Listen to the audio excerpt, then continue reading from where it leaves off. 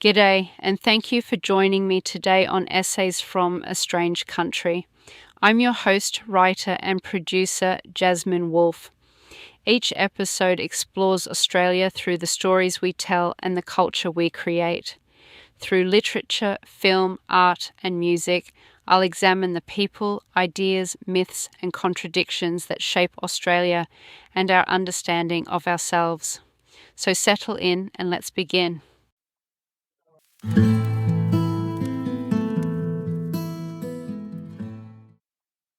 Australian cultural identity has often been composed around an ending that would not end.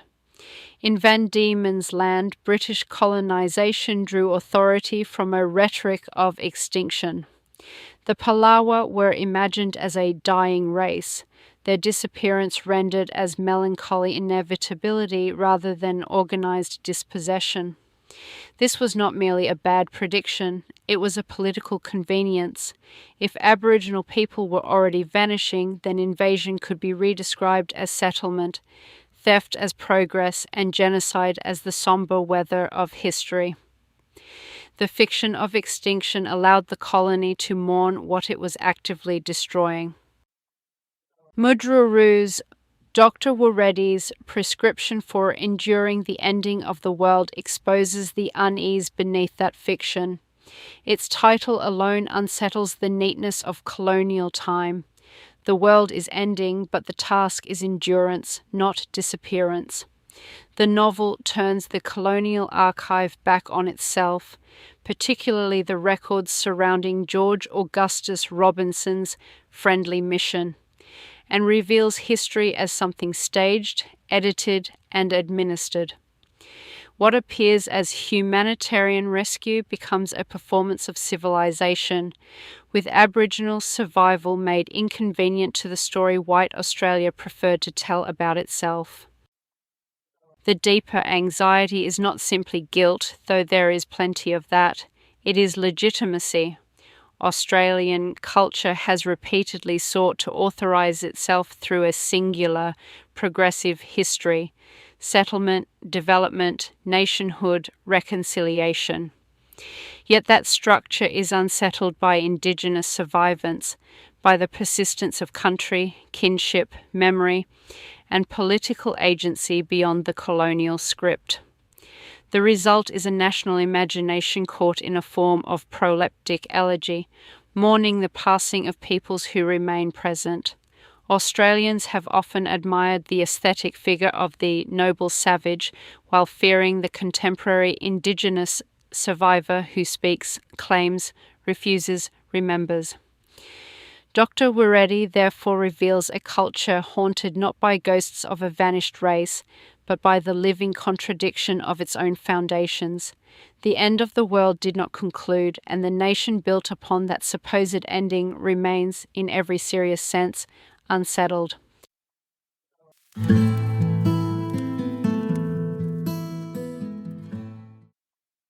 Australian culture has often found it easier to narrate itself through suffering than through violence. The preferred national wound has been the white convict past: transportation, exile, class injury, the disciplined body under imperial authority. That history is real enough, but its elevation into a foundational myth has served a more evasive purpose. It permits settler Australia to imagine itself as victim rather than beneficiary, as a society born from punishment rather than invasion. The effect is not merely selective memory, it is a political arrangement of sympathy. White suffering becomes legible, even ennobling, while Indigenous catastrophe is displaced into the background as unfortunate atmosphere. In Tasmania, this displacement took one of its most durable forms in the rhetoric of extinction.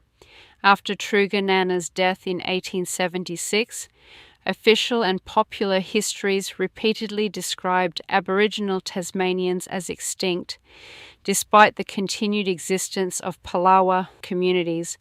This was not an innocent error of classification. Extinction made colonisation appear complete, and completion made possession seem natural. If Aboriginal Tasmanians had vanished, then land theft could be retrospectively softened into historical inevitability.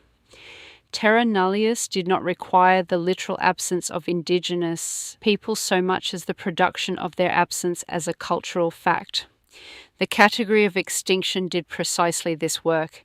It turned a living people into a completed chapter. Mudrooroo's Dr. Wureddy's prescription for enduring the ending of the world intervenes in this mythology by refusing to present the destruction of Palawa life as passive disappearance. The title's ending of the world is not a melancholy metaphor for cultural fading, but a recognition of invasion as apocalypse experienced from within. The catastrophe is highly conscious, seen, interpreted, endured. Wureddy does not inhabit the role assigned to him by colonial ethnography, that of the doomed native moving silently towards disappearance. He observes the machinery of destruction, including its ceremonies of pity. The novel therefore shifts attention from the supposed natural decline of Aboriginal people to the historical agents and institutions that made decline appear natural. The formal logic of proleptic elegy is central to this colonial maneuver. To mourn a people before they have disappeared is to assist in their disappearance imaginatively. The elegy appears tender, even humane, yet its tenderness is treacherous. It converts political violence into sadness and historical responsibility into wistful regret. The dying Aboriginal figure becomes useful precisely because he or she does not make demands upon the present. A dead or vanishing people can be admired aesthetically. A surviving people require land, law, recognition, and the disturbance of national comfort. Australian culture has long preferred the former. It has admired the noble Indigenous figure as fable while fearing Indigenous presence as politics. This helps explain the persistence of what W.E.H. Stanner called the Great Australian Silence. Not simple ignorance, but a structured refusal to know. The Black War could not be properly admitted without unsettling the moral architecture of settlement. A nation that imagined itself as rough, democratic, and fundamentally decent had little room for organised frontier violence, still less for genocide. Silence preserved the fiction of peaceful settlement, and extinction gave that silence a scholarly costume.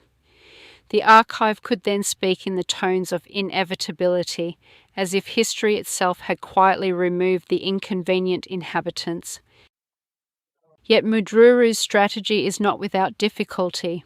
By framing the novel around the ending of the world, he risks reproducing the very discourse of doomed Aboriginality he seeks to expose. Rohan Wilson's criticism is useful here. Apocalypse can challenge colonial history, but it can also confirm its preferred ending.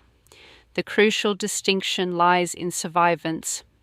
Mudrooroo's world ends, but its ending does not grant settlers the satisfaction of closure. The Palawa are not absorbed into absence. They remain as memory, critique, dissent, and political fact. The anxiety beneath the rhetoric of extinction is therefore the anxiety of presence, the unsettling knowledge that the people declared gone were never gone, and that the nation built upon their supposed disappearance remains historically unfinished.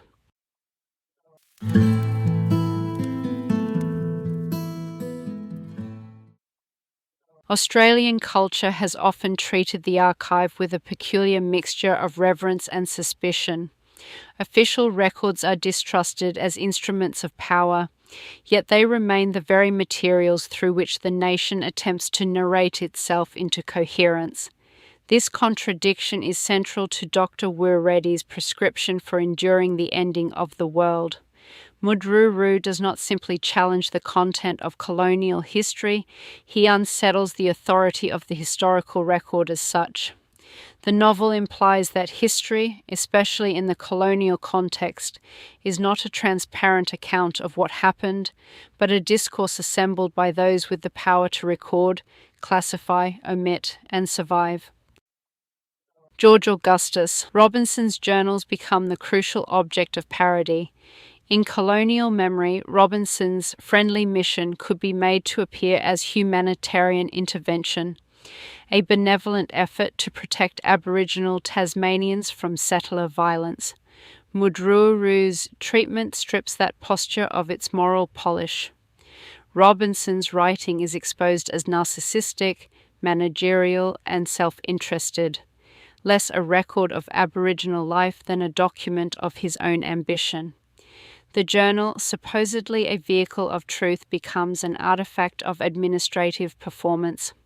Robinson records in order to possess, he observes in order to advance, he translates Indigenous presence into colonial usefulness. His language converts catastrophe into procedure. This matters because the archive has never been merely passive. Colonial record-keeping did not simply describe dispossession, it helped organize and legitimize it. Lists, journals, reports, protectorate documents, missionary accounts, and ethnographic fragments all gave violence the appearance of governance. Robinson's friendly mission is therefore reinterpreted not as rescue but as theatre, a performance of civilization staged for colonial authorities and for Robinson's own social mobility. His humanitarianism is not necessarily false in every feeling, but it is inseparable from career, surveillance, and control. The novel's irony lies in showing how easily benevolence becomes a technique of domination when it is written in the language of administration. Mudrooroo's method is recognizably that of historiographic metafiction. It blurs the boundary between documentary record and imaginative reconstruction in order to make that boundary visible. The point is not that fiction replaces fact, nor that the past is unknowable in some lazy relativist sense. Rather, the novel insists that historical knowledge reaches the present through textualized traces, partial, mediated, damaged, and interested.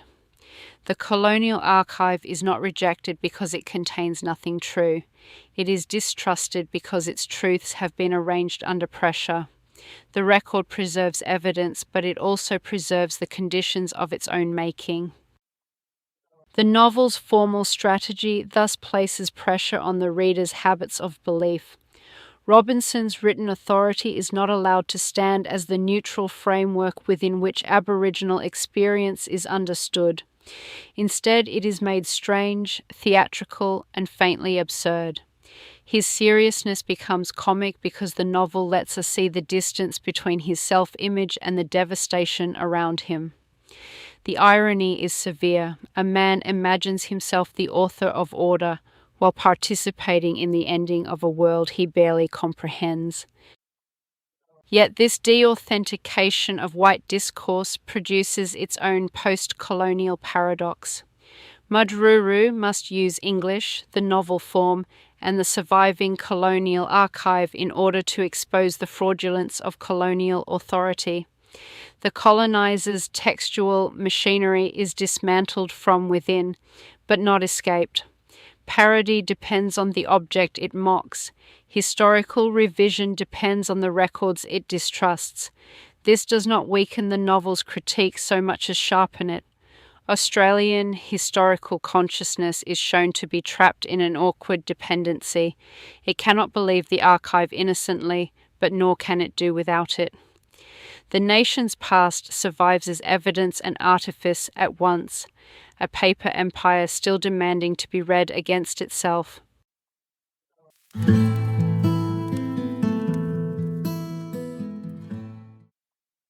Mudrooroo's most unsettling reversal is not simply that Europeans behave violently, though they plainly do. It is that they are made strange. The settler, rather than the Palawa person, becomes the object of ethnographic scrutiny, a creature to be watched, interpreted, feared, and only partially understood. Through Wureddy's consciousness, the invading Europeans, the Num, appear not as bearers of civilization but as spiritually damaged beings, ghosts or inhumans whose habits are erratic, acquisitive, and grotesquely disconnected from country. The colonial gaze, so accustomed to classifying Indigenous people as primitive survivals from an earlier stage of human development, is turned back upon itself with a dry and lethal simplicity. What if the real savages were the ones taking notes? This reversal matters because the colonial category of savagery was never a neutral description. It was an administrative convenience, a moral technology. By casting Indigenous people as irrational, childlike, violent, or temporarily backward, British colonisation could present itself as a rescue mission rather than an invasion. Mudrooroo exposes the shabby logic of that arrangement by allowing Europeans to appear through Palawa categories of meaning. Their whiteness becomes spectral rather than authoritative. Their Christianity seems less a universal truth than a baffling ritual system. Their appetite for land, bodies, work, and information appears not industrious, but cannibalistic. The fear that whites might be cannibals is especially pointed, since cannibalism was one of the classic accusations by which Europeans placed Indigenous peoples outside the boundaries of humanity.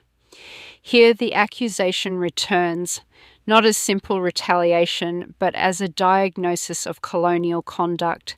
The invaders consume worlds.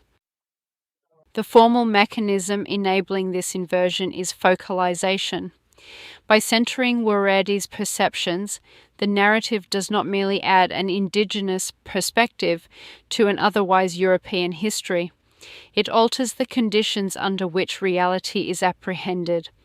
The reader is asked to inhabit a world in which land is not inert property, time is not a straight road toward European modernity, and knowledge is not secured by writing things down in a ledger or journal.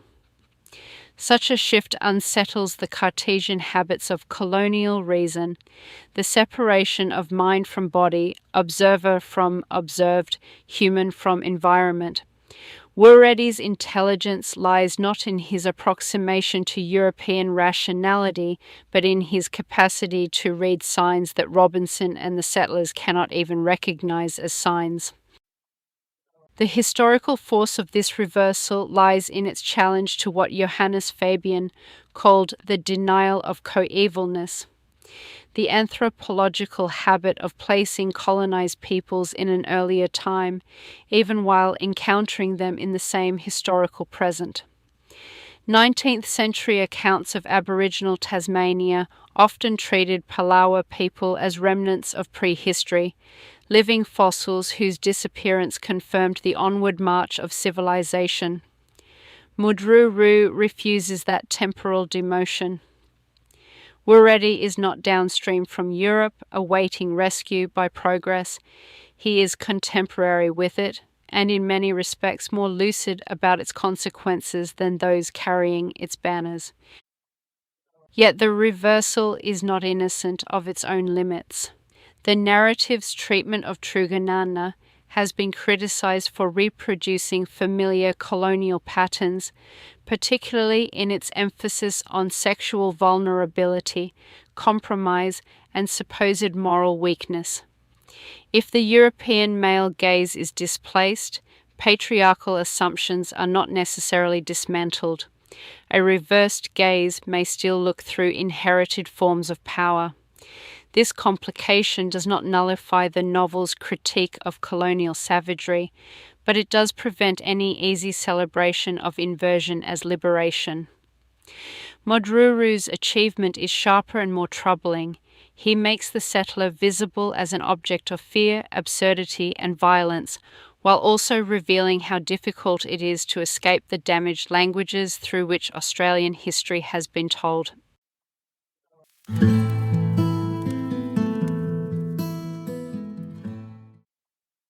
The Mudrooroo controversy exposes one of the more uncomfortable habits of Australian racial thought: the desire to settle Indigenous identity through blood, descent, and documentary proof, while claiming to have moved beyond the biological racism that made such measures politically useful in the first place. The 1996 revelation that Mudrooroo may not have had Indigenous biological ancestry did not merely alter the reception of his work. It became, for many readers and critics, a retrospective indictment. Texts once read as major interventions in Aboriginal writing were suddenly treated as compromised artefacts, their authority evacuated by genealogy. The speed of that reversal is telling. It suggests that Australian culture, even in its sympathetic or progressive modes, often remains attached to an evidentiary regime inherited from colonial administration. Identity must be certified, traced, and made legible to institutions that historically existed to police it. Yet the controversy cannot be reduced to a simple case of imposture without losing sight of the racial conditions that made Mudrooroo's self-fashioning plausible and perhaps even inhabitable. His defenders have argued that he lived as a dark-skinned person in a racialized society, subject to forms of suspicion, exclusion, and classification that were not imaginary. This argument shifts the basis of authenticity from biology to social experience. Aboriginality becomes not a genetic essence, but a position formed through history, community, political affiliation, and resistance to white authority. Such a view is not without danger, since it can slide too easily into a voluntarist notion of identity, as though indigeneity were available to anyone sufficiently estranged from whiteness. Still, it rightly presses on a contradiction at the centre of Australian identity politics. The settler state helped manufacture Aboriginality as an administrative category, then demanded that Aboriginal people prove themselves within the very terms of that manufacture.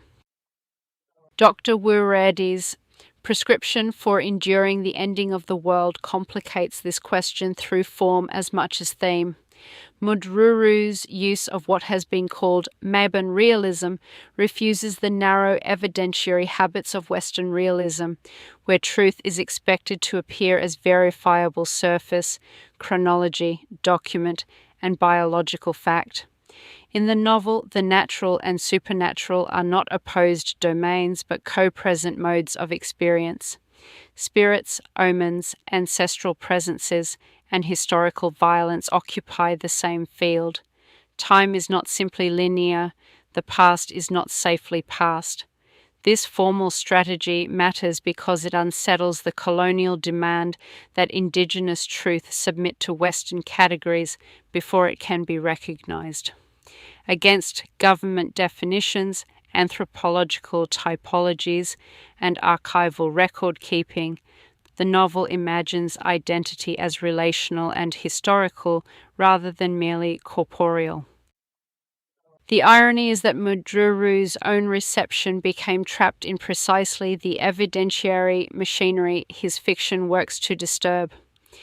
Once the question of ancestry emerged, the literary and political value of his writing was often treated as if it depended upon an answer of blood. The result was a peculiar inversion.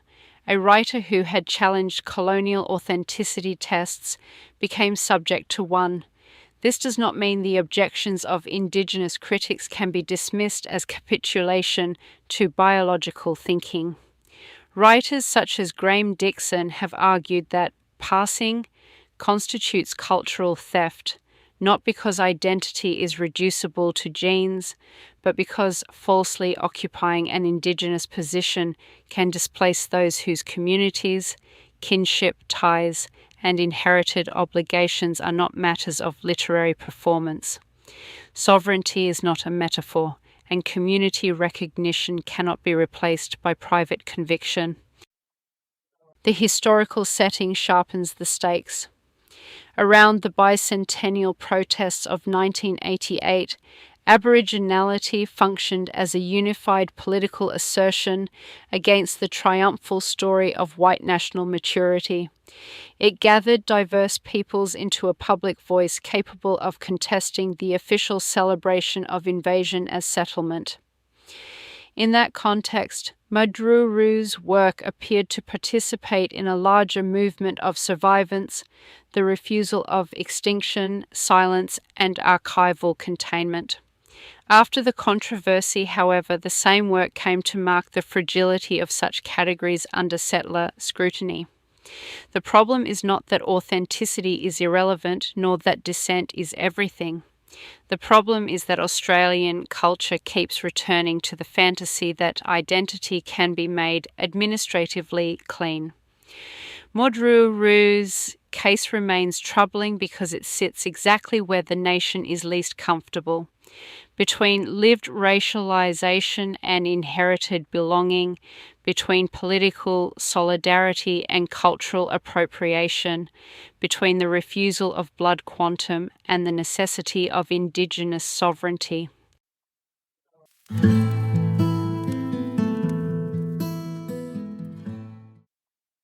The conflict over landscape in Dr. Waredi's prescription for enduring the ending of the world is not merely a dispute over land use, it is a collision between two incompatible ontologies. The settler eye converts land into landscape, a scene to be surveyed, named, fenced, mined, improved, and finally mourned as scenery. Palawa relation to country, by contrast, is not aesthetic or proprietary, but reciprocal. Country is not passive ground beneath history. It is ancestor, witness, law, memory, and participant. The difference matters because Australian culture has often tried to have both visions at once, the romance of belonging and the habits of extraction. In Takaina, or the Tarkine, for instance, the land can be rendered legible to the state and market as timber, minerals, employment, and resource security. That language has the great administrative virtue of making destruction sound like housekeeping.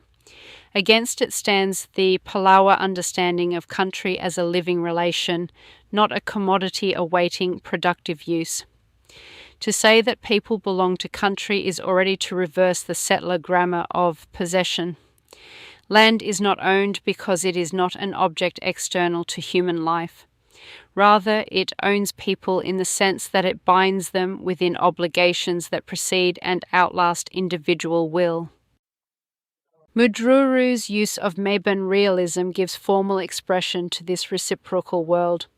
The land is not a backdrop against which human drama unfolds, as in much colonial writing, but an active field of presences. Spirits, signs, animals, weather, and remembered tracks are not ornamental supernaturalism. They register an epistemology in which the visible and invisible are continuous. This challenges the Western division between empirical reality and myth, a division that has often allowed settler culture to dismiss Indigenous knowledge as belief while treating its own abstractions, property, sovereignty, improvement, as hard fact. The irony is not slight. The colonial archive repeatedly mistakes paper for reality, while the supposedly mythic relation to country often proves more materially exact. This is especially clear in the question of fire. The 2019-2020 bushfires exposed the poverty of a settler environmental imagination that had long treated fire chiefly as threat, accident, or emergency. Indigenous fire practice understands fire as a relation to be managed, timed, read, and respected. A friend only in the demanding sense that friendship requires knowledge and restraint. The catastrophe was therefore not simply natural disaster, but historical return. The consequence of dispossession, bureaucratic arrogance, and the suppression of land management systems refined over millennia. Western science is not useless here, but it becomes dangerous when it imagines itself as replacement rather than interlocutor. Its failure lies less in method than in sovereignty. Who is authorised to know country, and on what terms? Yet Mudrooroo's landscape is not available for an easy reversal in which Indigenous belonging is pure and settler displacement merely false. The presence of non-Aboriginal post-colonial ghosts, including convicts, complicates the moral geography. The Australian landscape contains layered injuries: invasion, transportation, exile, coerced labour, ecological violence. These histories are not equivalent, and to make them so would be another settler convenience. Convict suffering did not dispossess Britain. Colonisation dispossessed Aboriginal peoples. Still, the ghostliness of white figures suggests that many settlers also inhabit the continent without secure metaphysical title. They live on land they cannot fully read, under histories they cannot finally domesticate.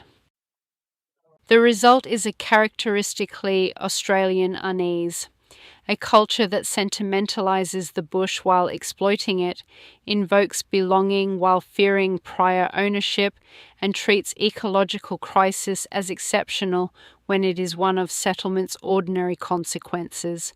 Dr. Wooredi refuses the consoling fiction that land is empty space awaiting national meaning. Country remembers. More troublingly for the settler state, it acts.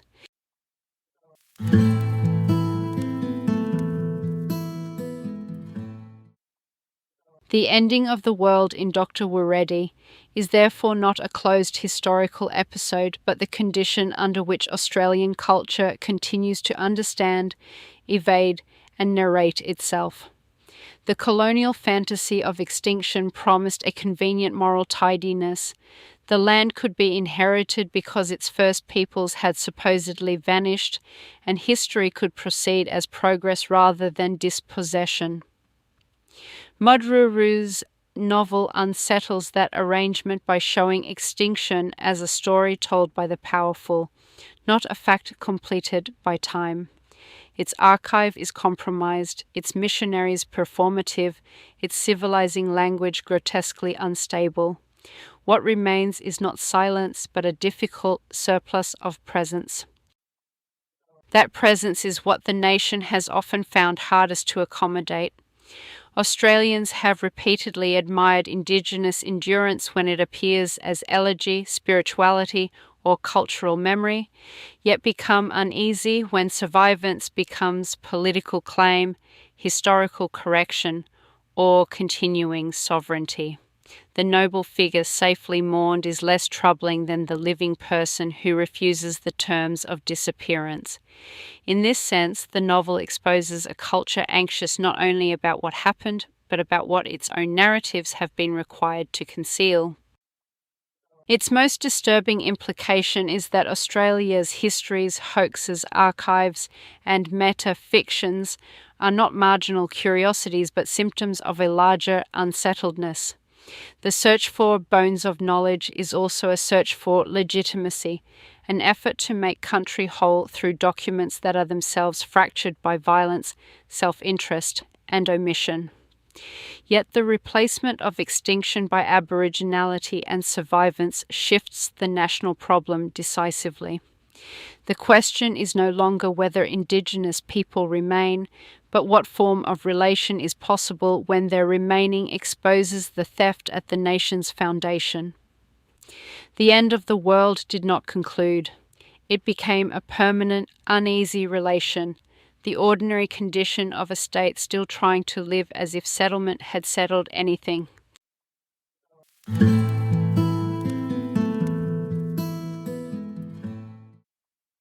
That's all for this episode of Essays from a Strange Country.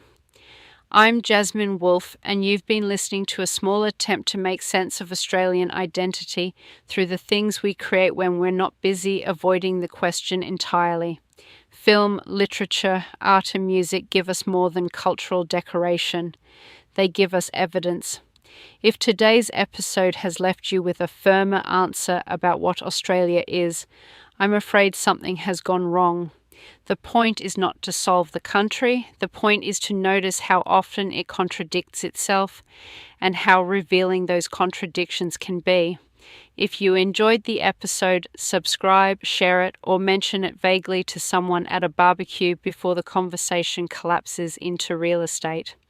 Until next time, keep reading the margins, watching the background, and listening for what the culture tries not to say.